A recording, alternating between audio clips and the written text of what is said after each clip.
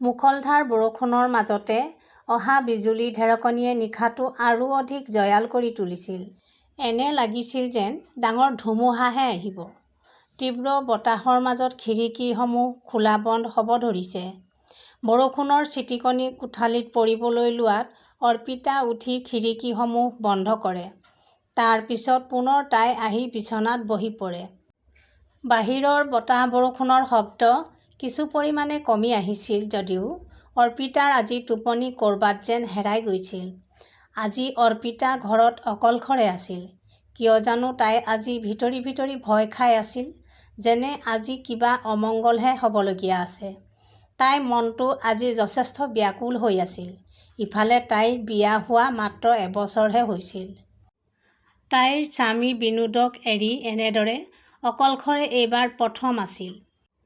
তাই চিন্তিত হৈ বিনোদ ঘৰৰ পৰা যোৱা দুদিনৰ পূৰ্বৰ কথা মনত পেলাবলৈ ধৰিলে।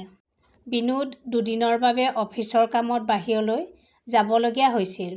তাইও লগতে যাব বিচাৰিছিল যদিও বিনোদে তাইক বুজাইছিল যে এনে অৱস্থাত তাই বাহিৰলৈ যোৱাটো ভাল কথা নহয় বুলি। আনহাতে চিকিৎসকেও তোমাক কিছুদিন আৰাম কৰিবলৈ কৈছে। কেৱল দুদিনৰ বাবেহে যাব লৈছোঁ দেহা। চিৰজীৱনৰ বাবে যাবলৈ লোৱা নাই নহয়।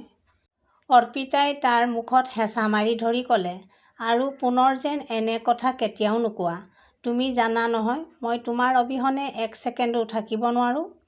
ঠিক আছে দেহা, আৰু নকওঁ বাৰু, চৰি। এতিয়াতো অলপ হাঁহি দিয়া। দুয়ো ইজনে সিজনক বহুত ভাল পাইছিল। চোৱা, মই তোমাৰ ঘৰলৈ ইতিমধ্যে ফোন কৰিছোঁ। সন্ধিয়ালৈকে তোমাৰ মা আহি পাবহি। গতিকে তুমি চিন্তা কৰি নাথাকিবা। তাৰ পিছত বিনোদে যোৱাৰ পূৰ্বে অৰ্পিতাক দুবাহুৰ মাজত লৈ বহুত মৰম কৰিলে। অৰ্পিতাই সেই বিশেষ ক্ষণকণ সদায়ে ধৰি ৰাখিব বিচাৰিছিল। বিনোদ ওলাই যোৱাটো অৰ্পিতাই তেতিয়ালৈকে চাই থাকিল যেতিয়ালৈকে বিনোদক তাই চকুৰে মনিব নোৱাৰা হৈ নগ'ল। অতি দুখ মনেৰে অৰ্পিতা ভিতৰলৈ আহি বিছনাত বহি পৰিল। আৰু কিছু সময়ৰ পিছত তাই মাকলৈ ফোন কৰি মাকৰ পৰা জানিব পাৰিলে যে দেউতাকৰ স্বাস্থ্য হঠাৎ বেয়া হৈ পৰাত মাক তাইৰ ওচৰলৈ আহিব নোৱাৰিব। উপায়ন্ত হৈ দেউতাকৰ স্বাস্থ্যৰ ভালদৰে যত্ন ল'বলৈ কৈ তাই ফোনটো কাটি দিলে। তাৰ পিছত তাই অতি দুখ মনেৰে বিছনাত বাগৰি পৰি ভাবিবলৈ ধৰিলে যে বিনোদ কেতিয়া গৈ পাই তাইলৈ ফোন কৰিব। সি কথা দিছিল যে পুৱা গধূলি সি নিশ্চয় তাইলৈ ফোন কৰিব। আৰু বিনোদেও নিজৰ কথা ৰাখিলে। গৈ পায়ে অৰ্পিতালৈ ফোন কৰিলে আৰু তাইক ভালদৰে থাকিবলৈ ক'লে। অৰ্পিতাৰ মাক আহিব নোৱাৰা বিষয়টো বিনোদক তাই জনালে। বিনোদেও তাইক ভালদৰে বুজনি দি ফোন ৰাখিলে। দুটা দিন বাৰু যেনে তেনে গুচি গ'ল। তৃতীয় দিনা বিনোদ ঘৰ আহিব লগা আছিল। পুৱা বিনোদে ফোন কৰি ক'লে যে এটা বিশেষ কাম ওলোৱাত কামটো শেষ কৰি নিশায়ে তাৰ পৰা ওলাব। কালিলৈ পুৱা সি আহি ঘৰ পাবহি। সন্ধ্যা অৰ্পিতাই বিনোদৰ ফোনৰ অপেক্ষা কৰিবলৈ ধৰিলে। তাই জানিছিল যে বিনোদে অহা পূৰ্বে নিশ্চয় তাইলৈ ফোন কৰিব। আজিৰ বতাহ বৰষুণৰ মাজত অপেক্ষাৰ সময়বোৰ যেন বৰ দীঘলীয়া হৈ পৰিছিল।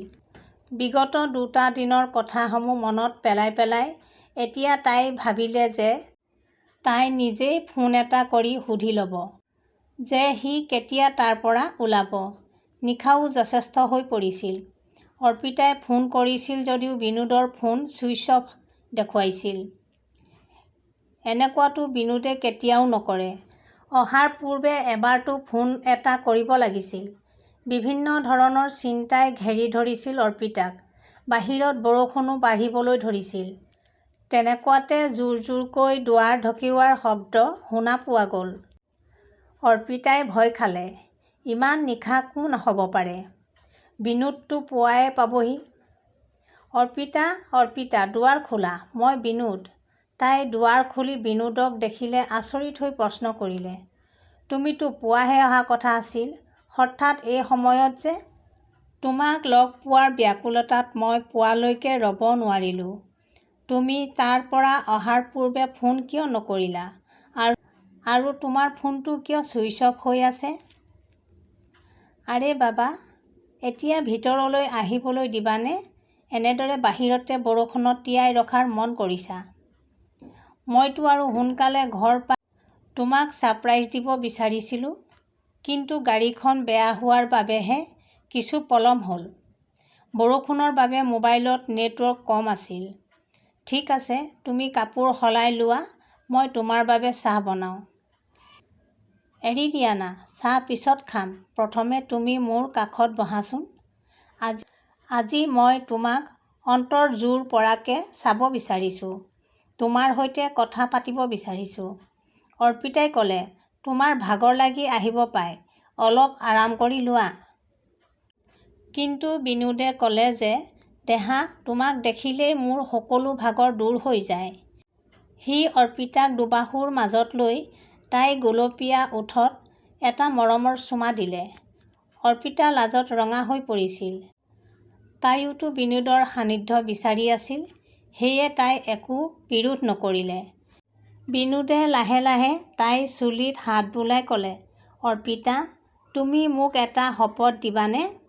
কেনেকুৱা শপত? অৰ্পিতাই তাৰ চকুলৈ চাই সুধিলে। যদি কেতিয়াবা মই তোমাৰ পৰা দূৰ হ'বলগীয়া হয়, তেন্তে তেতিয়াও তুমি সদায় এনেদৰে হাঁহি থাকিবা। মোৰ প্ৰেম ভালপোৱা সদায় ছায়াটোৰ দৰে তোমাৰ সৈতে থাকিব। তুমি সেই প্ৰতিটো সপোনেই পূৰণ কৰিবা, যিসমূহ আমি একেলগে দেখিছিলোঁ।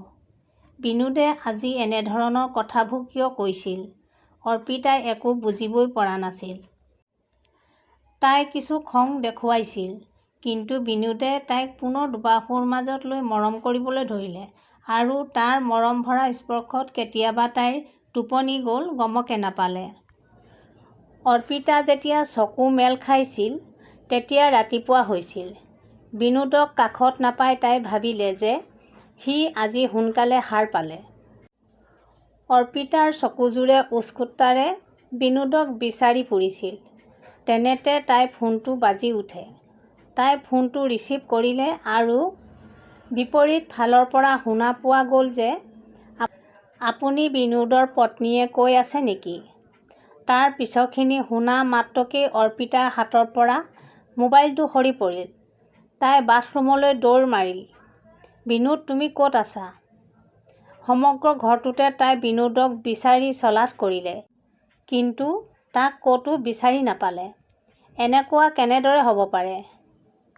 ওৰে নিশাটো বিনোদ তাইৰ দুবাহুৰ মাজতেই আছিল, কিন্তু নহয়, এইটো কেতিয়াও হ'ব নোৱাৰে। বিনোদে তাইক এৰি কেতিয়াও যাব নোৱাৰে। এয়া সকলো মিছা। তেতিয়াই দুৱাৰত বেল বাজে আৰু তাইৰ কঁপা কঁপা হাতেৰে দুৱাৰ খুলি দেখে যে, বাহিৰত আৰক্ষী বিনোদৰ মৃতদেহৰ সৈতে ৰৈ আছে।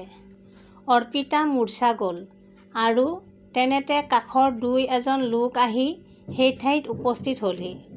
কেইগৰাকীমান মহিলাই তাইৰ মুখত পানী ছটিয়ালত তাই পুনৰ সজ্ঞা ঘূৰাই পায়, আৰু ৰাতিৰ সমগ্ৰ ঘটনা তাইৰ চকুৰ সন্মুখত ভাহি উঠে। যেতিয়া বিনোদ তাইৰ কাষলৈ আহিছিল, তেতিয়া নিশাৰ ১ বাজিছিল। আৰক্ষীৰ মতে, হাইৱেৰ এখন সৰু গাড়ী আৰু এখন ট্ৰাকৰ মাজত নিশা ১২ বজাত মুখামুখি সংঘৰ্ষ হৈ এক ভয়ংকৰ দুৰ্ঘটনা সংঘটিত হৈছিল, আৰু সেই দুৰ্ঘটনাতেই বিনোদৰ মৃত্যু হয়। তেন্তে নিশা সেয়া বিনোদৰ আত্মা আছিল নেকি, যিয়ে অৰ্পিতাক জীয়াই থকাৰ শপত ল'বলৈ বাধ্য কৰি আছিল? অৰ্পিতাই বিনোদৰ সেই বিশেষ স্পৰ্শ এতিয়াও অনুভৱ কৰি আছিল। সেয়া বিনোদৰ অৰ্পিতাৰ প্ৰতি থকা সঁচা প্ৰেমেই আছিল, যি যোৱাৰ পূৰ্বে তাইক আচল মৰমেৰে ভৰাই থৈ গৈছিল। কিন্তু তাইতো তাৰ অবিহনে জীয়াই থকাৰ কল্পনাও কৰিব পৰা নাছিল। হঠাৎ তাইৰ উশাহ-নিশাহ দীঘল হৈ পৰে আৰু বিনোদক চিঞৰিবলৈ ধৰে। লাহে লাহে তাইৰ চকুৰ আগত আন্ধাৰ হৈ পৰে, আৰু যেন কোনোবাই তাইৰ হাতখন খামোচ মাৰি ধৰে। এয়াচোন বিনোদেই হয়, যি সদায়ৰ দৰে আজিও অৰ্পিতাৰ হাতখন খামোচ মাৰি ধৰি আছে। আৰু কিছু সময়ৰ পিছৰে অৰ্পিতাও বিনোদৰ কাষতে থিয় দিলে, সদায়ৰ বাবে। আজি দুয়োটা আত্মাৰে মিলন যেন ঘটিছিল। এনেদৰেই আছিল অৰ্পিতা আৰু বিনোদৰ প্ৰেম, যাক মৃত্যুৱেও বেলেগ কৰিব নোৱাৰিলে। আকাশেও আজি কান্দি কান্দি দুয়োকে বিদায় জনালে।